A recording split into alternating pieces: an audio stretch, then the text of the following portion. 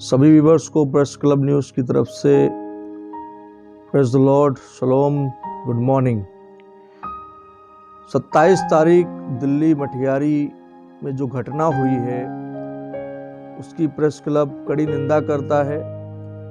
और जिस तरह से इन्होंने दिल्ली मठियारी चर्च के अंदर अंकुर नरोला मिनिस्ट्री की जो ब्रांच है उस पर तोड़फोड़ की है, तो मैं इस संदेश के द्वारा सभी लोगों से बस इतना ही कहना चाहता हूं कि आप जहां भी हैं कोशिश करें यूनाइट होने की, यूनाइट होकर कार्य करें। दिल्ली की टीम ऑलरेडी जो है इस मुद्दे पर काम कर रही है और जितने ही बदमाश हैं उनको बख्शा नहीं जाएगा।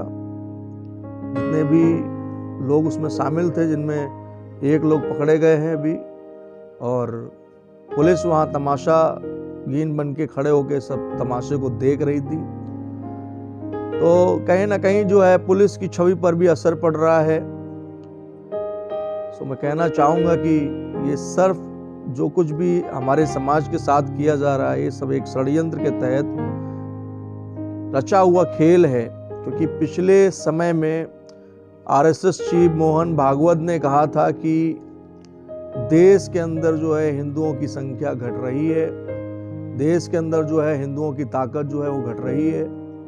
तो मोहन भागवत जी से मैं कहना चाहता हूं कि ये ताकत उन्हें कहां से मिल रही है कि वो मठियारी चर्च में जो शांति प्रिय समुदाय वहां बैठकर प्रत्येक रविवार आराधना कर रहा है। आपके लोगों को इतनी तकलीफ है, आपको इतनी तकलीफ है कि आप उस चर्च पर हंगामा करा रहे हैं। देश में आग लगाने का कार्य जब से 2014 में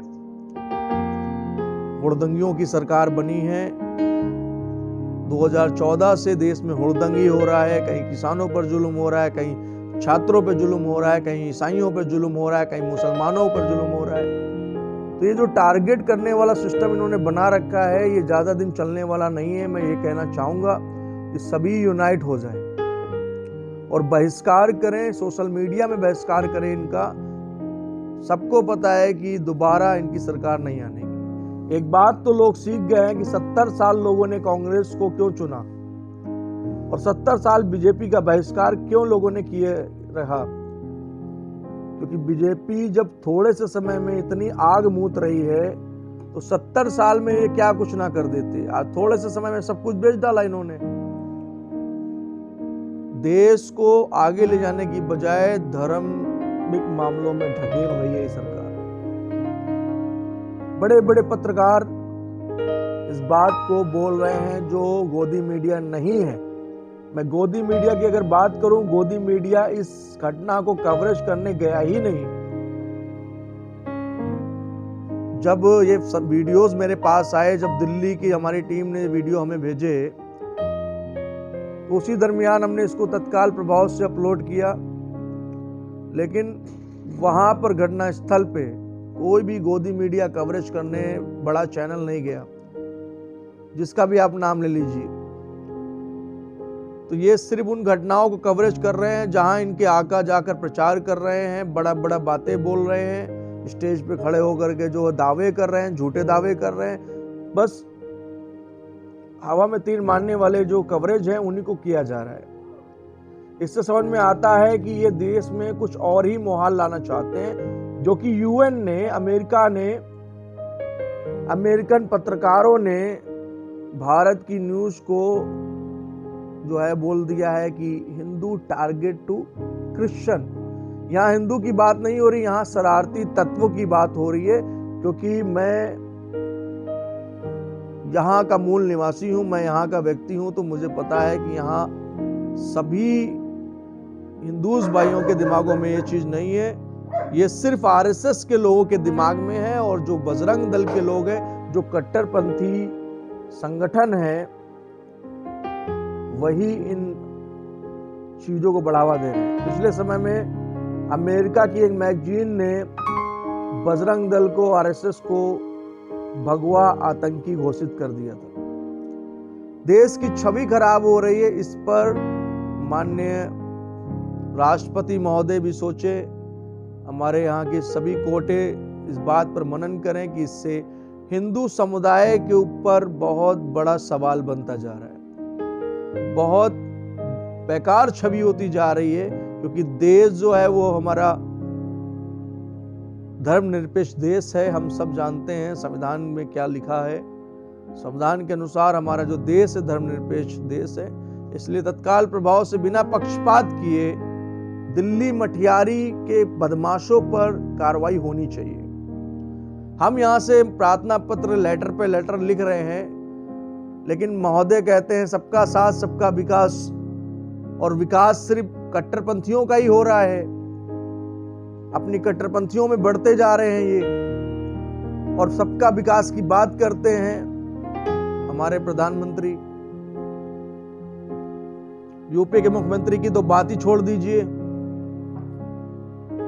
वो ईसाइयों की समस्याओं को सुनना ही नहीं चाहते हैं। एक तरफा बात करते हैं, टोपी और दाढ़ी वालों को मरवाने की बात करते हैं।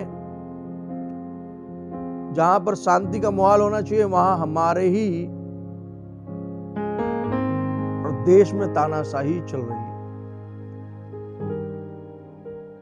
तो मैं आपसे कहना चाहूंगा, सड़कों पे निकलो, धरना प्रदर्शन दो, यूनाइट हो, थोड़ा समय इनमें भी दीजिए। आफ्टर प्रेयर अपने सारे रिलीजियस वर्क के बाद यूनाइट होना सीख लीजिए, क्योंकि ये चाहते हैं कि आप बिखरे रहें और ये आपको तोड़ते रहेंगे। आप यूनाइट हो जाएंगे, आप एक ताकत हो जाएंगे। जंतर मंतर में धरना प्रदर्शन करेंगे, लखनऊ में धरना प्रदर्शन करेंगे, जगह जगह करेंगे, जैसे छत्तीसगढ़ की टीम ने किया। अकल ठिकाने आ जाएगी। अब घर छोड़ने का समय है कि आप घर से बाहर निकले। हम सोशल मीडिया के माध्यम से आपको उत्साहित कर रहे हैं, और बात पड़ेगी तो हम भी बाहर रहेंगे, और समय समय पर कौम के लिए जो है सभी रिलीजियस लीडर जो है, जो इस संदेश को सुन रहे हैं, उनको भी खड़े होने की जरूरत है। जो परमेश्वर के लोगों से प्रेम नहीं कर सकता, वो परमेश्वर से कैसे प्रेम कर सकता है? जितने ही बिशप अपने नाम के आगे लगाते हैं, जितने भी क्रिश्चियंस एडवोकेट हैं, अगर आप परमेश्वर के लोगों से प्रेम नहीं कर सकते तो आप परमेश्वर से प्रेम कर ही नहीं सकते हैं। आप झूठे हैं, बाइबल कहती है। इसलिए घर से बाहर निकलें, अपने लोगों के लिए लड़ें, अपनी आवाज को उठाएं। जितने क्रिश्चियंस ऑफिसर्स हैं, IAS, PCS, जिलाधिकारी है, DM है, सभी आपका ईमान भी जागना चाहिए अपनी कौम के लिए। आपका भी ईमान जागना चाहिए अपने लोगों के लिए, कि आप जो है खड़े हों। थाने में जो दुष्टता चल रही है, पादरियों को एक सिपाही जो है गुंडागर्दी करता है, कोई राइट्स नहीं है। उसकी बात को सुप्रीम कोर्ट हम लेकर गए। एक व्यक्ति आकर धमकाता है एक धर्मगुरु को, लेकिन कोई भी उस मामले को दर्ज करने को तैयार नहीं। तो हमें यूनाइट होने की जरूरत है, क्योंकि ये हमने बिल्कुल तमाशागीन समझ लिया है और बिल्कुल ही तुच्छ समझ लिया है। इनको बताना है कि संख्या आप काउंट करा लीजिए, ईसाइयों की संख्या बढ़ चुकी है।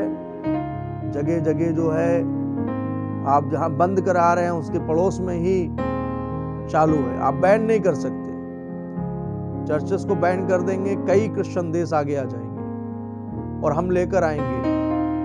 हम यहाँ से विदेश में भी कई लोगों ने बोला है कि आप अमेरिका के राष्ट्रपति को लेटर लिख लिए, बाइडेन को लेटर लिखिए। समय पड़ने पर हम यहाँ से सभी लोग एक ग्रुप्स होकर अलग अलग ऑर्गेनाइजेशंस, अलग अलग संगठन के माध्यम से प्रार्थना पत्र फ्रांस के राष्ट्रपति,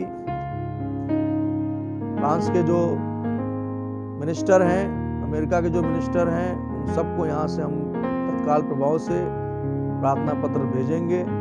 और जो विदेशी मीडिया है उनको भी वीडियोस, फोटोज हम लगातार भेजेंगे। हम संपर्क में लगे हैं, क्योंकि मैं चाहता नहीं हूँ या हमारी टीम नहीं चाहती कि हमारे देश की जो छवि है वो खराब हो। लेकिन हमारे यहाँ कुछ ऐसे कट्टरपंथी संगठन हैं जिनको बैन करना बहुत जरूरी है। अगर ये बैन नहीं हुए तो सबको पता है, लेकिन सब सोच रहे हैं क्रिश्चियन समुदाय पर प्रॉब्लम आ रही है, बुद्धिस्ट पे नहीं आ रही है, सिख पे आ रही है, तो क्रिश्चियन पे नहीं आ रही। नहीं, माइनॉरिटी यूनाइट हो, माइनॉरिटी अपने हक की बात करे, माइनॉरिटी के तमाम नेता बने बैठे हैं, तमाम जो है इंचार्ज हैं, लेकिन माइनॉरिटी के लिए कभी भी आवाज नहीं उठाते। इसका अंत क्या हो सकता है कि आज हमारे धार्मिक स्थलों पर आप अटैक कर रहे हैं, कल कहीं ना कहीं आपको भी सामना करना पड़ सकता है। हालांकि हमने ये सीखा नहीं है, लेकिन आपके संगठन ऐसा सिखा रहे हैं कि छल से, कपट से, षड्यंत्र से सिर्फ भगवा रंग बढ़े। तो देश भगवा में नहीं रंगा है, देश तिरंगे में रंगा है। तिरंगे का मतलब है सभी को लेकर, मल्टी मिक्सचर कंट्री है हमारी, धर्मनिरपेक्ष देश है, और इसको सभी लोगों को इस बात को समझने की जरूरत है। जातिवाद, धर्म को लेकर आप न्याय नहीं कर सकते। सभी क्रिश्चियन कम्युनिटी के लीडर्स, सभी क्रिश्चियन कम्युनिटी के विश्वासी लोग वीडियोस को ऑल ओवर इंडिया में स्प्रेड करें और अपने कम्युनिटी के लोगों तक अपनी आवाज को, अपने भाई की आवाज को पहुंचाएं, ताकि हम बहुत जल्द अपने कामों से फ्री होकर आप फील्ड में वर्क करने जा रहे हैं।